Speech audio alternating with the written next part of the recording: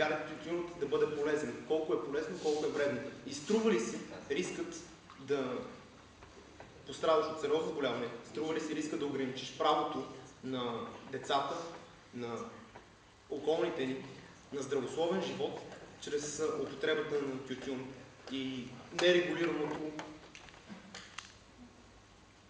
количество, което да бъде полезно? Благодаря, това е. Благодарим. Даваме думата на министър-председателя за неговата финална реч.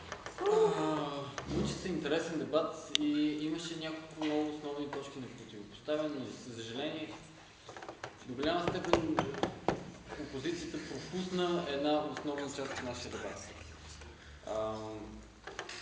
За съжаление бяха малко заблудени, тъй като ние тютюнопушенето го дефинирахме като позволението за употреба или липсата на забрана за употреба на тютюнови изделия. Това значи, радвам се, че попитахте въпроса, че трябваше може би малко по-рано. Това значи, че когато на един човек му се наложи една забрана, той се чувства по определен начин, особено идвайки преди статуквото, това, което споменах още в моята първа реч. Той се чувства по-зле за това, че някой нещо му е забранил. Правото на личен избор е основната ценност, която ние защитаваме днес и всеки човек би трябвало да има възможност сам да вземе своите решения. Това, което каза лидер на опозицията, това, че аз трябва да се преместя 2 метра, това по никакъв начин няма да ме предпази. Имате право да вземете решение дали се преместите на 2, на 20 или колкото искате. В момента е незаконно да се пуши на обществени места без проветрение и така нататък, освен ако няма зони обособени за непушачи. Също така имате право да се преместите където искате, не само на 2 метра. Това е ваше право. Въпросът е, че когато на един пушач му се забрани да пуши, това нарушава неговото право на личен избор, което е всъщност критерия, през който ние днес водим нашия дебат. Вие казвате, че всъщност никотиновите, т.е. пушачите са нещо като безмозъчни зомбите без право на... Те нямат способността да взимат, да правят свой личен избор, тъй като цитирам в момента, никотина всъщност е наркотик и хората, които са под него влияние, не могат да взимат адекватно избор. Според мен това е доста силно твърдение, което няма организация в света, която би могла да застане зад него. Благодаря ви. Какво е здраве? Здравето е добро състояние, добро нормално функциониране на организма и добро душевно състояние. Ние и нашите аргументи всъщност доказаха, че забраната вреди за доброто душевно състояние, което не беше оборено, т.е. това е аргумент, който така и остана до край.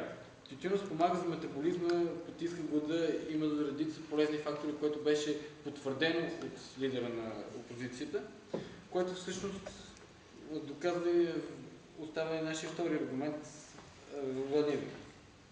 Употребата не е вредна за здравето. Злоупотребата е вредна за здравето. Имахме няколко въпроса всъщност каква е разликата. И това го казах в моята първа реч, че всъщност разликата е тази, че когато на мен ми вреди, това е злоупотреба. При всеки един човек е различно. Няма ясно обособена граница. Ако аз през живота си изпуша една цигара и тя ми е помогнала в някакъв момент и това не е навредило на моето здраве, значи това е употреба. Ако аз с тютюнопушене съм си докарал някоя болест, това е злоупотреба. Според нашите дефиниции, тютюнопушенето, употребата на тютюнови изделия не вреди на здравето. Което не съм сигурен дали така дали стана ясно за нашата опозиция, които постоянно говориха само за употреба на тютюнови изделия. Границата е много тънка, при всеки човек е индивидуална. Отговарям на въпроса ви в последната реч, въпреки че това би трябвало да трябваше да стане ясно още в моята първа реч. Границата е тънка и за всеки човек е индивидуално. Няма статистика, която да каже колко цигари, къде, кой. Хората се различават. Всичко това зависи от вашето физическо състояние, от ръст, тегло и така нататък. При всеки един човек обаче би трябвало да има възможността само отговорно да вземе решение за себе си.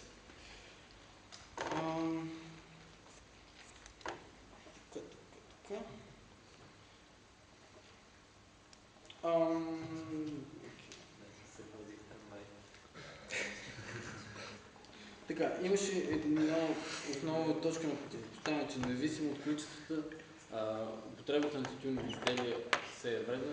Тук ние всъщност доказахме, че наистина не много зависи от количествата и ако се приема тютюн в разумни количества и така, че да не вреди на здравословното състояние, това не е вредно. Ако се злоупотребява с тютюневи изделия, това вече вреди на здравословното състояние.